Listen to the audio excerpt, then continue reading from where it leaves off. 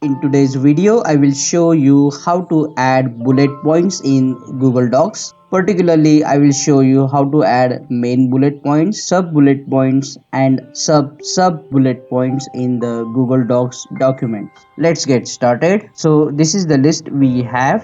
To add bullet points, first select all the text. Then here you will see the bullet points option. You will see various formats. Personally, I like the first format.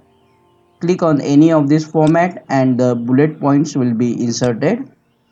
Now if you want to make the sub bullet points, select the text and then click on indent option. If you want to make the sub bullet points, for example under the result and discussion, effect of adding metal is the sub bullet point and the metals are sub bullet points. This time click on indent two times to make it sub bullet points. Now check out this useful video that will show you how to arrange bullet points side by side in Google Docs. See you in the next video.